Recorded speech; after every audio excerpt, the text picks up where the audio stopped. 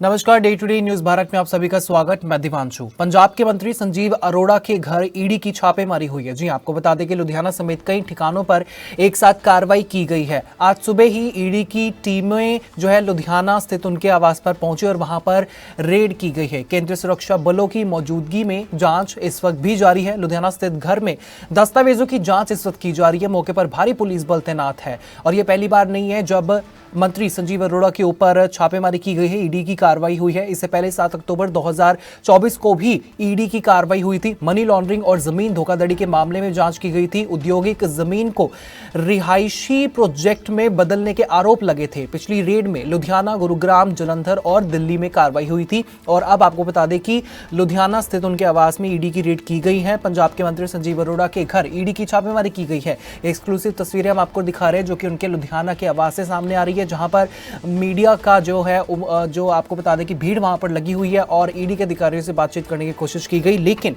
उनकी तरफ से कोई भी जानकारी नहीं दी गई है। लेकिन इस वक्त की बड़ी खबर सामने आ रही है। आपको बता दें कि पंजाब में आम आदमी पार्टी के ये दूसरे मंत्री हैं जिनके ऊपर इस वक्त ईडी की रेड की गई है। इससे पहले आपको बता दें कि अशोक मित्तल, एमपी अशोक मित्तल के ऊपर यह कार्रवाई की गई है। लगातार जो है अब आम आदमी पार्टी के जो एमपीज और बड़े सियासतदान और नेतागण हैं उनके ऊपर इस वक्त ईडी की नजरें जो हैं साफ तौर पर टिकी हुई हैं और लगातार छापेमारी की जा रही है। पंजाब के मंत्री संजीव अरोड़ा के घर पर इस वक्त ईडी की छापेमारी हुई है और आपको बता दें कि कहीं ना कहीं राघव चड्ढा का नाम भी इसके अंदर शामिल हुआ नजर आ रहा है। पहले एमपी अशोक मित्तल के ऊपर यह कार्रवाई की गई थी और उस वक्त भी राघव चड्ढा का नाम हाइलाइट्स में आया था। वो इसलिए आया था क्योंकि जिस तरह से आपको पता ही है कि राघव चड्ढा को उप मंत्री के ओहदे से हटाकर उनकी जगह अशोक मित्तल को पार्लियामेंट में रख दिया गया, जो कि आम आदमी पार्टी की तरफ से मुद्दे उठाएंगे पार्लियामेंट के अंदर।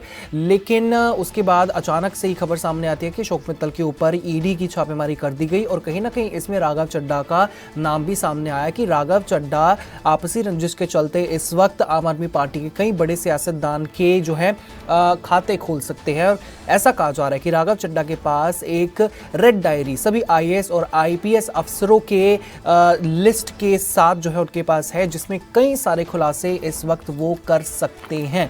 और क्योंकि पंजाब में विधानसभा चुनाव 2027 के आने वाले हैं और उससे पहले ऐसी कार्रवाइयां अब बहुत ज्यादा आम है। वहीं आम आदमी पार्टी की तरफ से कई इल्जाम जो है आपको बता दें कि प्रधानमंत्री नरेंद्र मोदी, गृह मंत्री अमित शाह और बीजेपी पार्टी पर लगे हैं। आम आदमी पार्टी की तरफ से कहा गया है कि जब भी किसी राज्य में चुनाव आते हैं तो बीजेपी की तरफ से उनकी ये जो एजेंसियां हैं ईडी और सीबीआई, वो अपनी कार्रवाइयां करनी शुरू कर देती हैं ताकि पार्टी को कहीं ना कहीं तोड़ा जाए। आपको बता दें कि सियासती दुनिया में इस वक्त भौकाल मच चुका है इस कार्रवाई को लेकर और लगातार जो है आपको बता दें कि ट्वीट करके अपने पक्ष जो है मंत्रियों की तरफ से रखे जा रहे हैं। आपको बता दें कि मंत्री रवनीत सिंह बिट्टू की तरफ से कहा गया कि सबके, आपको बता दें कि अभी उन्होंने जो ट्वीट किया है, पंजाबी में ट्वीट किया, उन्होंने लिखा है कि सब फड़े जाएंगे, यानी कि सभी पकड़े जाएंगे। उनकी तरफ से साफ तौर से इशारा किया गया कि अभी तो ये सिर्फ 2 मंत्रियों के ऊपर एक्शन लिया गया है। आम आदमी पार्टी के कई और सारे मंत्री हैं जिन पर यह एक्शन लिया जा सकता है और जिसके तहत घमासान युद्ध इस वक्त जो है छिड़ सकता है। वहीं आम आदमी पार्टी के नेता डॉक्टर बलबीर सिंह ने भी साफ तौर पर संजीव अरोड़ा को टैग कर यहां पर लिखा है कि ED red on cabinet minister Sanjeev Arora is another blatant abuse of agencies by BJP and try and crush आम आदमी पार्टी। उन्होंने साफ तौर से कहा है कि बीजेपी अपनी एजेंसीज का इस्तेमाल करके आम आदमी पार्टी पंजाब को तोड़ने की कोशिश कर रही है। लगातार आपको बता दें कि अरविंद केजरीवाल की तरफ से भी इस एक्शन पर जो है बयान दिया गया है। उनकी तरफ से भी साफ तौर पर कहा गया है कि बीजेपी की तरफ से भी कार्रवाइयां लगातार चलनी शुरू होंगी। आपको बता दें कि संजीव अरोड़ा की तरफ से भी उसी वक्त जब ईडी की यानी कि इन्फोर्समेंट डायरेक्टोरेट की जो है छापेमारी उनके घर पर की गई, उनकी तरफ से भी ट्वीट किया गया। उन्होंने कहा कि good morning, an action by enforcement directorate took place at my premises as a responsible citizen, I will fully cooperate with the agencies and I am confident that the truth will prevail. उनकी तरफ से कहा गया कि मैं इस red के अंदर पूरी तरह से अपनी पूरी क्षमता से कोऑपरेट करने की कोशिश करूंगा, क्योंकि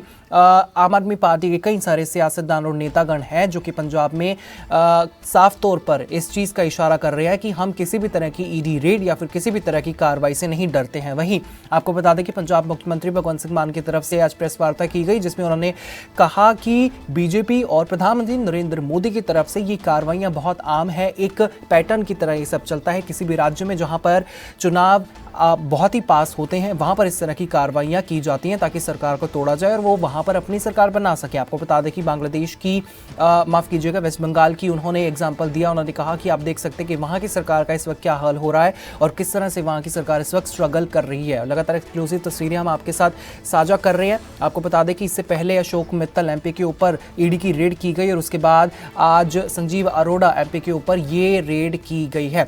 और इसके साथ और ज़्यादा जानकारी देने के लिए हमारे साथ हमारे संवाददाता राघव विज जी जुड़ चुके हैं। राघव, किस तरह से आप इस रेड को देख रहे हैं? ये दूसरे आपको बता दें कि मंत्री हैं आम आदमी पार्टी के जिनके ऊपर इस वक्त ईडी की रेड हुई है। रवनीत बिट्टू की तरफ से कहा गया कि सब पकड़े जाएंगे, वही आम आदमी पार्टी की तरफ से बीजेपी के ऊपर लगातार इल्जाम लगाए जा रहे हैं कि ये तो एक पैटर्न बन चुका है प्रधानमंत्री नरेंद्र मोदी का। बिल्कुल दिव्यांशु, जिस तरीके से आज पंजाब की सियासत में एक बड़ा भूचाल आया है, जिस तरीके से संजीव अरोड़ा के घर पर जो है ईडी के छापे पड़े हैं, इससे पहले जो है जो राज्यसभा सांसद हैं आलोक जो मित्तल, उनके ऊपर जो है कहीं ना कहीं छापे की कार्रवाई, आज ये दूसरी कार्रवाई देखने को मिल रही है। दिव्यांशु, एक चीज आपको ये बात समझनी होगी और जो दर्शक देख रहे हैं वो भी मूर्ख नहीं है, उन्हें भी कहीं ना कहीं कुछ ना कुछ समझ आता है कि ऐसी रेडें जो हैं चुनाव के टाइम क्यों होती हैं। अब विधानसभा का चुनाव है 2027 में, अब आने वाले समय में पंजाब के अंदर कई सियासी पार्टियां अपने दांव पेच खेलने में लगी हैं, तो ऐसे में चुनाव के नजदीक ही क्यों रेड शुरू हो जाती हैं, चुनाव के नजदीक आते ही क्यों वीडियो वायरल हो जाती है। जिस तरीके से अभी कुछ वीडियो भी वायरल हो रही थी कुछ ट्रॉली को लेकर, हम उसकी पुष्टि नहीं कर रहे, लेकिन फिर भी कहीं ना कहीं सोशल मीडिया पे जो चीजें वायरल हैं कहीं ना कहीं उनमें सच्चाई भी होती है तो झूठ भी होती है। लेकिन जिस तरीके से चुनाव नजदीक आ गया है, जिस तरीके से चुनाव की बिसात बिछाई जा रही है, जिस तरीके से जो है एक रणनीति बनाई जा रही है एक पार्टी से दूसरी पार्टी में जाने के लिए, ज्वाइनिंग्स का दौर जो है लगातार चल रहा है, बैठकों का, रैली का, चाहे वो कोई भी पार्टी हो, ऐसे में जिस तरीके से ईडी की रेड है ये कहीं ना कहीं पंजाब की सियासत में एक बड़ा जो है एक भूचाल जो है वो आज देखने को मिला है कहीं ना कहीं, क्योंकि आम आदमी पार्टी जो है वो ये कहती नजर आ रही है कि एजेंसियां जो हैं ये बीजेपी के इशारों पे चलती हैं। तो वहीं रवनीत सिंह बिट्टू ने जो ट्वीट किया है उसका मायना है, जो उन्होंने कहा है उस चीज को समझें, ये इशारा है कि अभी तो शुरुआत है, पिक्चर अभी बाकी है। उन्होंने ट्वीट किया है कि सब फड़े जाएंगे, पंजाबी में हालांकि ये ट्वीट किया गया है, लेकिन आप इसका मतलब समझें कि कहीं ना कहीं जो रेड्स का एक सिलसिला चल रहा है, इसका मतलब और भी जगह रेड्स होंगी, और भी जगह छापेमारी होंगी।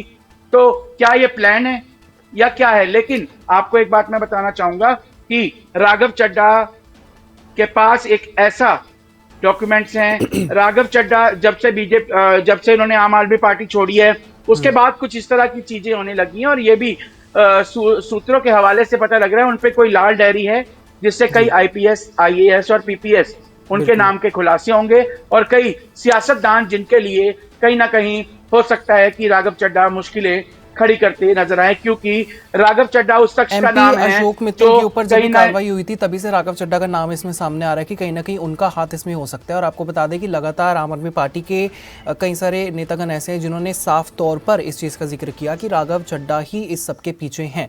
और वहीं आज जब ये रेड हुई है इसके बाद मंत्री रवनीत सिंह बिट्टू का ये ट्वीट आया है, लेकिन उसके बाद उन्होंने साफ तौर पर ये भी कहा कि अब शायद हो सकता है कि राघव चड्ढा अपना बयान भी दे सकते हैं और एक हम कह सकते हैं कि उसके अंदर पेश भी हो सकते हैं, गवाह भी बन सकते हैं। तो देखती जब से राघव चड्ढा ने बीजेपी आम आदमी पार्टी छोड़ी है उसके बाद उनकी सिक्योरिटी हटा दी गई, लेकिन सूत्रों के हवाले से खबर आ रही है कि केंद्र सरकार ने उन्हें जेट सिक्योरिटी जो है वो कहीं ना कहीं मुहैया करा दी है। लेकिन आपको बता दें राघव चड्ढा उस शख्स का नाम है, जब इससे पहले आम आदमी पार्टी की सरकार बनी थी तो उनके पास सरकार के सबसे बड़े अगर कोई राजदार होती है ना, जो कहते हैं कि इसको मेरे सारे राज पता हैं, कहीं ना कहीं राघव चड्ढा जो है उस सरकार के राजदार रहे हैं। बिल्कुल। उनके साइन से, उनकी कलम से बोलें, कारोबारी जो सियासत में आना चाहते हैं या फिर सियासत में आ चुके हैं, क्योंकि अशोक मित्तल एक कारोबारी हैं, मतलब वो एक बिजनेसमैन है, बढ़िया लवली प्रोफेशनल यूनिवर्सिटी के चेयरमैन हैं और लवली नाम से जितने भी बिजनेस हैं वो उनके अंडर ही चल रहे हैं। और ऐसे में सियासत जो है वो बहुत ही ज़्यादा, इतनी ज़्यादा भ्रष्ट हो चुकी है कि इन सभी बिजनेसमैन्स का इस्तेमाल किया जाता है। और day to day news India और day to day news Bharat तो लगातार ऐसे लोगों को मैसेज पहुंचाने की कोशिश करता है कि किस तरह से कारोबारियों को राजनीति में आना नहीं चाहिए। बिल्कुल, देखिए, अगर जो बड़े बड़े उद्योगपति हैं, अगर कारोबारी हैं जो हैं, उन्होंने राजनीति चलानी है, तो इस देश में जो अंबानी अडानी है वही वो सब कुछ हो, फिर तो राजनीति के मायने ही बदल जाएंगे। बिल्कुल। ये जो कुछ एक उद्योगपति हैं, इनका कहीं ना कहीं सरकारें 4.5 साल इस्तेमाल करती हैं, फिर आखिरी के 6 महीने इनके नए नए रूप जो हैं उनके प्रति देखने को मिलते हैं। कहीं रेड चलती है तो कहीं उनसे पैसे मांगे जाते हैं, कहीं मनी लॉन्ड्रिंग की बात आती है तो कहीं धोखाधड़ी की बात। इस तरह की जो है चर्चाएं जो हैं, अपना जो चलनी कहीं ना कहीं बाजार में गर्म हो जाती है, क्योंकि कहीं ना कहीं ये जो बिजनेसमैन है इनको ये यूज करने का काम करते हैं, और कहीं ना कहीं इनको सावधान भी रहना चाहिए। जो बिजनेसमैन है उसने व्यापार करना है, उसको भला राजनीति की क्या जरूरत है? या तो उसका कोई ब्लैक का काम होगा, या तो उसके पास कुछ उसने धोखाधड़ी की है जिसको सरकार का सहारा लेना पड़ता है। बल्कि उद्योगपति तो सरकारें बनाते हैं, अंडानी अंबानी जो हैं वो तो किंग मेकर कहलाते हैं। सरकार बनाने वाले सरकार की मदद करती हैं, चाहे वो किसी भी संसाधन से उनकी मदद करें। तो कहीं ना कहीं ये जो आज पंजाब में हुआ है ये बड़ा राजनीतिक हलचल। और एक और बात मैं आपको बताऊंगा, अभी आने वाले समय में जब कोड ऑफ कंडक्ट लगेगा, जिसे हम आचार संहिता कहते हैं, जब वो लगेगी उसके बाद आप देखना जो अधिकारी बैठे हैं, भ्रष्ट अधिकारी, आईएएस, आईपीएस, पीपीएस या हाई लॉबी जो सरकार की होती है, उनकी मनमानी देखने वाली होगी। वो भी क्योंकि उनकी इंटेलिजेंस और सीआईडी उनको कहीं ना कहीं पता होता है कि आखिरकार किसकी सरकार आने वाली है, क्योंकि जो उनके पास पूरा तंत्र होता है उनको पता होता है। लेकिन वो टैची लेके तो सबके पास जाते हैं, लेकिन कहीं ना कहीं उस टैची का वजन उस हवा के रुख को तय करता है कि जिसकी सरकार आने वाली है उसकी टैची का वजन बड़ा होगा, क्योंकि उन्होंने उसी मलाईदार पोस्टों पे दोबारा बैठना होता है, जैसे कि वो पिछली सरकारों में करते आ रहे हैं। सरकारें चाहे कोई भी हों, सरकार ने 5 साल बाद बदलना है, लेकिन इन्होंने जब तक इनकी रिटायरमेंट नहीं होती तब तक इन्होंने अपना ये गोरख धंधा चला के रखना है। बिल्कुल सही बात है। अब आने वाले टाइम में देखना होगा कि पंजाब 2027 की विधानसभा से पहले और क्या क्या चीज़ें अब हमें सियासत में देखने को मिलेंगी। बहुत बहुत धन्यवाद राघव विज हमारे साथ जुड़ने के लिए। तो इस वक्त लगातार जो है ये बड़ी खबरें सामने आ रही है, जहां पर संजीव अरोड़ा के घर पर इस वक्त छापेमारी ईडी की तरफ से की जा रही है, और अब ये देखना होगा कि आने वाले समय में क्या कुछ इसके अंदर और बड़ी कार्रवाई की जा सकती है और अगला सियासतदान कौन हो सकता है। क्योंकि जिस तरह से अब बीजेपी और आम आदमी पार्टी की तरफ से एक दूसरे के ऊपर ये बड़े बड़े इल्ज़ाम लगाए जा रहे हैं, आम आदमी पार्टी की तरफ से कहा जा रहा है कि बीजेपी की तरफ से ये एक रूटीन की तरह हो चुका है कि जिस भी राज्य में किसी भी तरह के चुनाव आते हैं उससे पहले ईडी और सीबीआई का इस्तेमाल करके वहाँ के नेतागण को परेशान किया जाता है।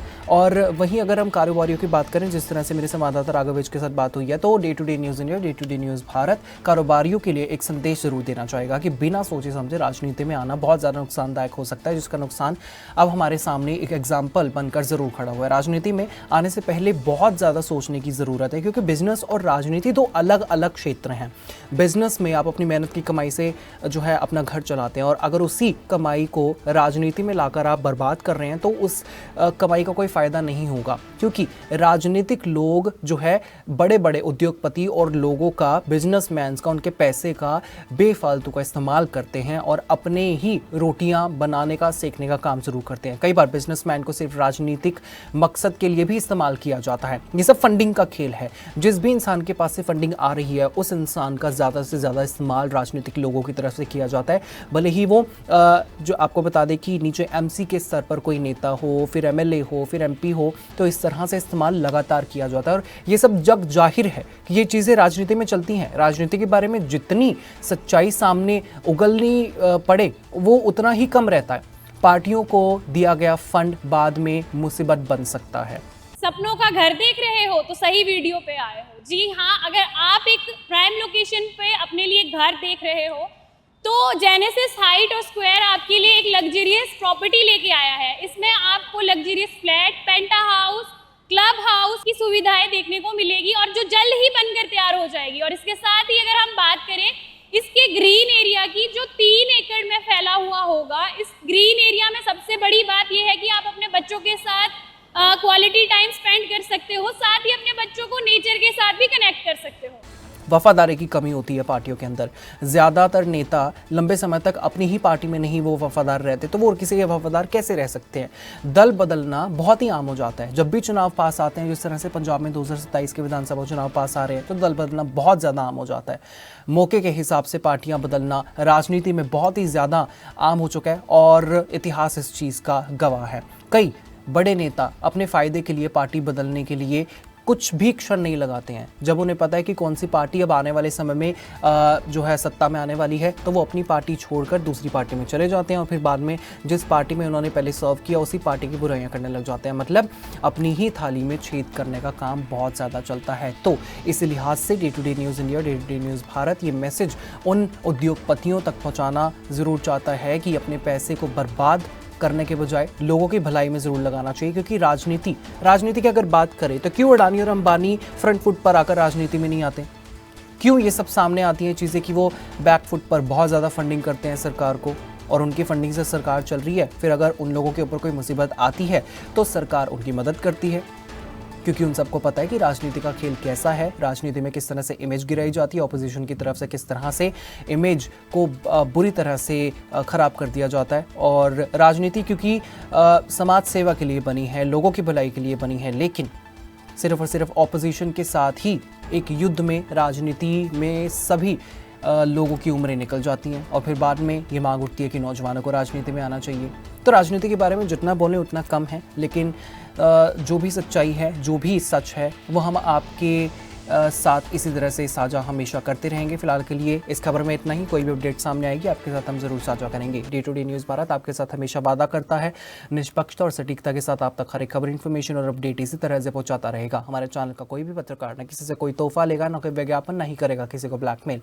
और हम हमेशा ये कोशिश करेंगे कि हम दबे कुचले लोगों की आवाज़ बने और ऐसे किसी भी व्यक्ति की खबर ना चलाए जो कि भोले वाले लोगों को ठगता हो, और ऐसे किसी भी तरह के व्यक्ति की खबर नहीं चलाएंगे जो कि लोगों को परेशान करके और उनका इस्तेमाल करता हो। और हमारे चैनल का मकसद होगा लोकतंत्र के चौथे स्तंभ को लोगों की नज़र में फिर से मजबूत करना। मुझे दीजिए इजाज़त और हमें हर किसी सोशल मीडिया प्लेटफॉर्म पर लाइक, शेयर और सब्सक्राइब करना बिल्कुल भी मत भूलिएगा।